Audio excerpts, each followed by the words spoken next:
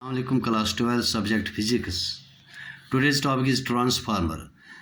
We have in previous lecture we have discussed principle and construction of the transformer. Now today we will discuss theory of the transformer. As we know, when we apply AC alternating EMF to the primary alternating EMF to P coil, primary of the coil of the transformer. Since this EMF it changes with time.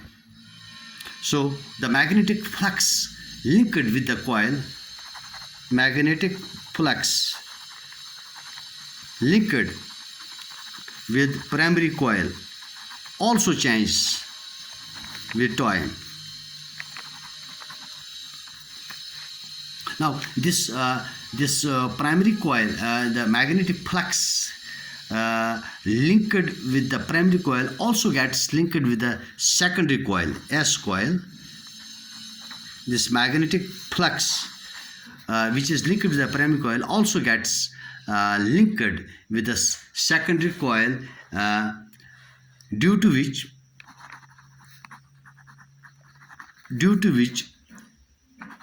EMF is induced EMF is produced in the secondary coil, which also varies with time. Now, the soft iron core which we use in the transformer, see in the diagram, soft iron core we use in the transformer, it is capable of coupling this practically whole of the magnetic field lines to the secondary coil.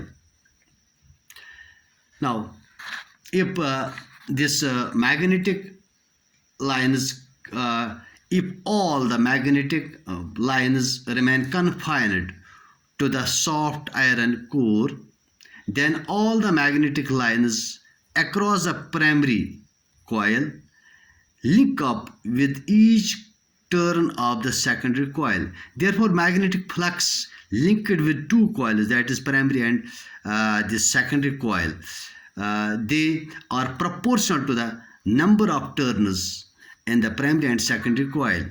That means if phi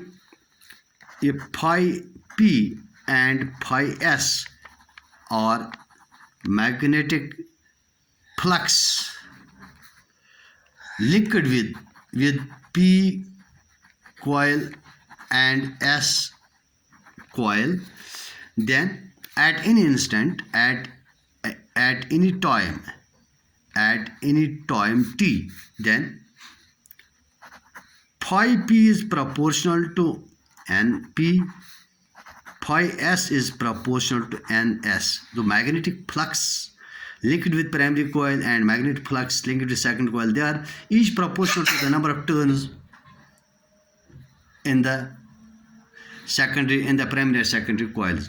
Dividing, we will get phi S by phi P is equal to N S by Np, or which implies phi S is equal to phi P into Ns by Np. Differentiate with respect to time. This expression will get d phi S by dt, that is equal to Ns by Np, they are constant, into d phi P by dt. Now, according to Faraday's law of electromagnetic induction, according to Faraday's law, induced EMF is equal to minus d phi by dt. Instant, or we say induced EMF produced is given by minus d phi by rate of change of magnetic flux. Now, what is now this d phi S by dt as per this Faraday's law? This is induced EMF produced in the secondary coil. We write in place of this as ES. This is equal to minus ES. This is equal to NS by NP. And what is d phi p by dt? It is ep. Minus minus minus will get cancel.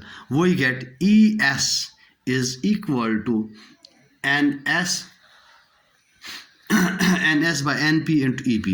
This ns by np is equal to k is called transformation ratio. Transformation ratio of the transformer. For step up transformer, ns by np, this ratio, transformation ratio, is greater than 1. If ns by np is greater than 1, we get step up transformer, and if ns by np is less than 1, we get step down transformer. In step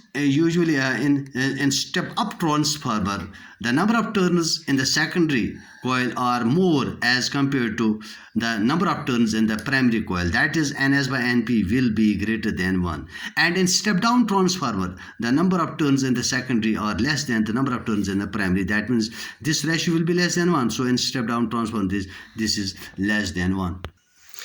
If we assume, now onwards, if we assume that there is no loss of